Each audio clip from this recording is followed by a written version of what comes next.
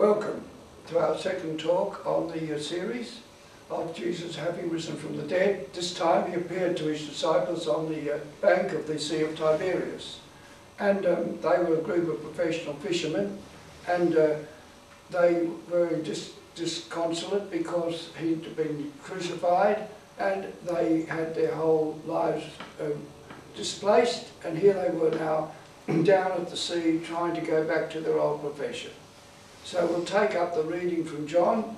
It's John 21 and it's verse 4 to 14. Just after daybreak, Jesus stood on the beach, but the disciples did not know that it was Jesus. Jesus said to them, "My men, have you no fish?" And they answered him, "No." He said to them, "Cast the net to the right side of the boat and you will find some." So they cast it, and now they were not able to haul it in because there were so many fish. That disciple whom Jesus loved said to Peter, "It is the Lord." When Simon Peter heard that it was the Lord, he put on some clothes and he jumped into the sea.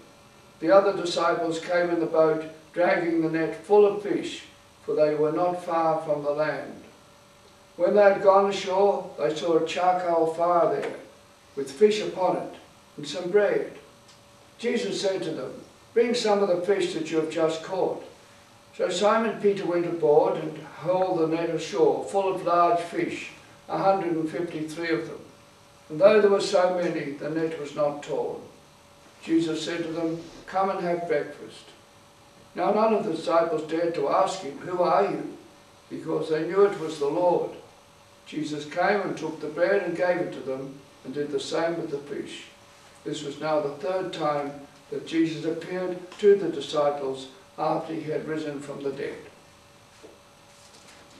Well, that scene once again shows the great compassion and consideration of Jesus for his followers. They were absolutely nonplussed by the fact that all their hopes were dashed, that they thought that he was going to be a triumphant king and that he would give them high places in the kingdom, and suddenly they find him taken and crucified and put in a tomb. So they're absolutely destroyed, devastated. And like people who have great sufferings, like yourselves, at times you don't know where to turn, what you do. And people say, "Well, keep going. You've lost someone dear to you, or your business has been destroyed, or your child has done something that's caused you great anguish." And people say, "Keep going. Don't give up. Try to do what you can." So those disciples all went down to the shore, and they went back to the only thing they knew. You stick to what you know. And they went fishing. They were professionals. They pushed out their boat. But then, they were professionals. After a night of complete and utter frustration, they haven't caught a thing. And there they are in the cold early morning sitting there. And many of us know what it is to have these frustrations and disappointments and feel cold in ourselves and lost. And that's what they were like. And then he is there. He's just standing quietly on the shore. And only one person in that boat recognised him. And that was John, the beloved disciple, who had a special bond. And he says to Peter, "That's the Lord." So Peter then jumps into the sea and he goes across because he's impetuous.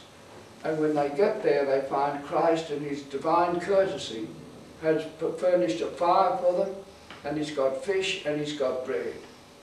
And he came because he knew their human need, as he knows ours.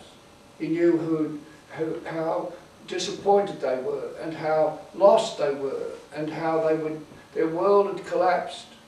And he knows how hungry they were. So he gives them the fish and he gives them the bread, and they have a breakfast together.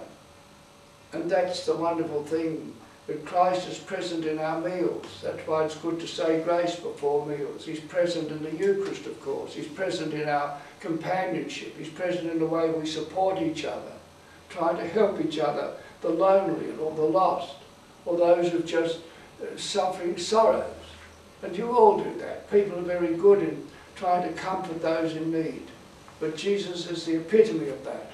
And he comes to give them the strength of his presence as he comes to us.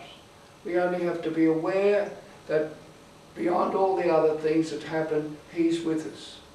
And that's faith, that's an effort to see that I need more than human things. I need that Spirit that He can give.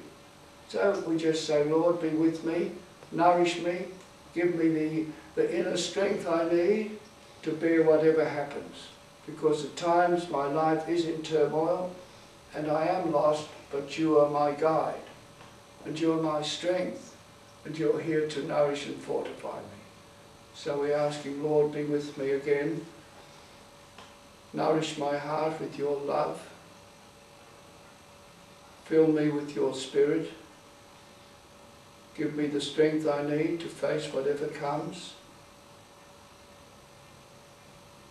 And give me all the courage I need and the love I need to fulfill your hopes for me.